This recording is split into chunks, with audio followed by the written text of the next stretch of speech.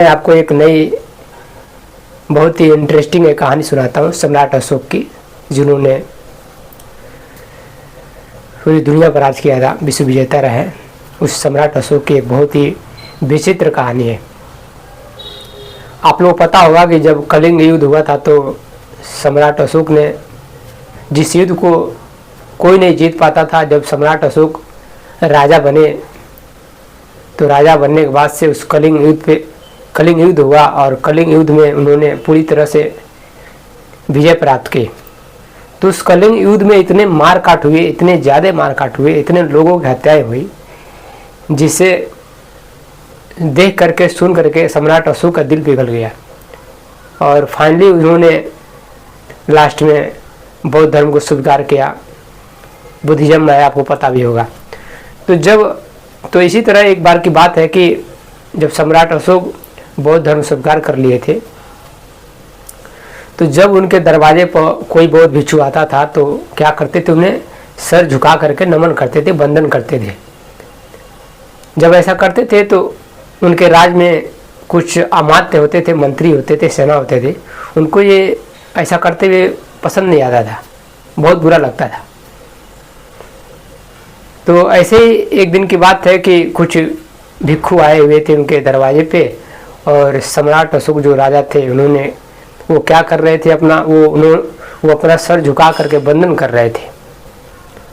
जब वंदन कर रहे थे तो राजा का जो प्रधान सेनापति था, सेनापति ने देखा तो उसे बहुत बुरा लगा। राजा का सेनापति जो था वो सेनापति राजा से सवाल किया, पूछा कि आप इन कसाय वस्त्र धारण किए हुए लोगों के सामने सर क्यों झुकाते हैं? आप तो जम्बू द्वीप के राजा हैं, पूरे चक्रवर्ती सम्राट हैं, और आपको ऐसा काम करते हुए शोभा नहीं देता है, क्योंकि इस वस्त्र में कुछ चंडाल भी है, चोर भी है, डाकू भी है, ब्राह्मण भी है, सब तरह के इसमें लोग हैं, और इनके सामने आप सब झुकाते हैं, ये अच्छी बात नहीं है। तो सम्राट अशोक शांत रहे। उन्हें ये बात सुन करके सम्राट अशोक को बड़ा मन में दुख हुआ, और इसका जवाब उन्होंने उस समय नहीं दिया। इन्होंने राजा ने सही समय का इंतज़ार किया, सोचा कि सही समय आएगा तब इसका जवाब देंगे, कुछ नहीं बोला उस समय। ऐसे ही कुछ समय बाद क्या हुआ कि एक दिन दरबार लगी हुई थी, पूरा सारे मंत्री, राजा, मंत्री, सिपाही, सारे लोग उसमें बैठे हुए थे। और अचानक राजा ने, सम्राट अशोक ने आदेश दिया, कहा कि जाओ सभी लोग और कुछ जानवरों के सर और साथ में एक मनुष्य का सर भी लेके आओ, व्यवस्था करो, काट करके ले आओ। जैसे ही राजा ने यह आदेश दिया कि कुछ जानवरों के सर और साथ में एक मनुष्य का सर की व्यवस्था की जाए, वो राज्य के सारे लोग हैरान हो गए, आश्चर्यचकित हो गए कि ये कैसे हो सकता है, राजा किसी की हत्या कैसे करा सकता है। लेकिन क्या करें, राजा का आदेश था, पालन करना था।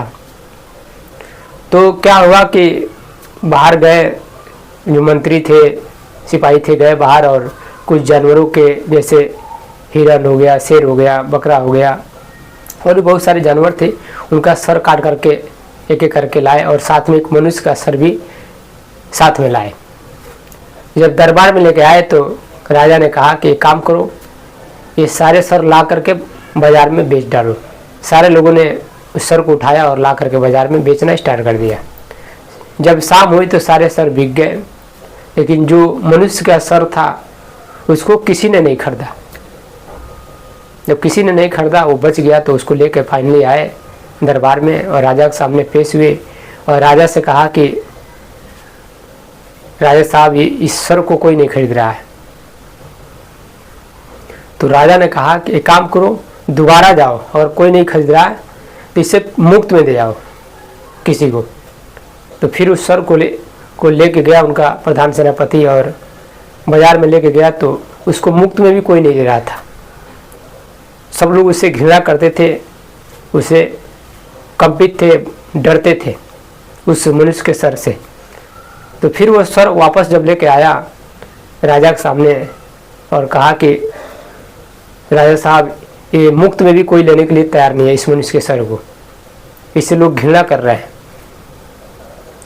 तो राजा ने कहा कि देखा ये मनुष्य का सर कितना घृणित है, तो कोई फ्री में भी लेने के लिए तैयार नहीं है। तो ये बताओ, और मनुष्य के सारे सर घृणित है तो मैं भी तो वही मनुष्य हूँ, मैं भी तो उन्हीं मनुष्यों में से एक हूँ, तो मेरा सर कैसे महान होगा, कैसे महान है, कैसे ऊंचा है। मैं उन कसाय वस्त्र भिक्षुओं के सामने अपना सर झुकाता हूँ, तो इसमें मैं गलत क्या करता हूँ। और उनके शरण में सर झुकाने से तो मुझे बहुत बड़ा पुण्य मिलता है, बहुत बड़ी ज्ञान मिलती है, सुकून मिलता है। तो बुद्ध के संग में मुझे सर झुकाने से तो कोई हानि नहीं है, कोई नुकसान नहीं है। वो तो ज्ञानी लोग हैं, विद्वान लोग हैं। तो ये बात जब सारे लोगों ने सुना, मंत्री सेना, तो सारे लोग आश्चर्यचकित हो गए, कई बात तो सही है। और सब फिर उसके बाद क्या किया, सबने मिल करके राजा का पूरी तरह से साथ देना स्टार्ट कर दिया। और राजा का जो आदेश होता था सारे लोग पालन करने लगे और धर्म का बढ़िया से अच्छे तरह से प्रचार प्रसार करने लगे। तो ये कहानी है। लेकिन प्रेजेंट टाइम में आपको अगर देखा जाए तो अभी जो प्रेजेंट टाइम में जो भिक्षु है उसमें बुद्ध का संघ होता था, संघ हुआ करता था, उस संघ में सारे लोग समान रहते थे, एक साथ मिलजुल के काम करते थे। लेकिन आज के समय में देखा जाए तो कोई संघ नहीं है, किसी भी भिक्षु का कोई भी समझ लीजिए कि गाइड करने वाला कोई ऐसा कोई संघ नहीं है, कोई ऐसा संगठन नहीं है जो उनको गाइड कर सके, सिखा सके कि अगर वो जो गलत कर रहे हैं उनको सबक सिखा सके। जितने भिक्षु हैं सब अपनी मनमानी कर रहे हैं, जिसको जो मन आ रहा है वो कर रहे हैं। तो ये बात उस समय सही था, लेकिन आज के समय में ये सही नहीं है, क्योंकि आज सिर्फ कपड़ा समझिए कि चेंज किया आज के भिक्षु, अंदर से सिर्फ वही है, अंदर से जहाँ थे वही है, बाहर से सिर्फ चेंज किया है। तो फाइनली मेरा भी यही कहना है कि जो उस लायक हो उसी के सामने आप सर झुकाएं, हर व्यक्ति के सामने सर न झुकाएं जो कसाय वस्त्र धारण किया हुआ।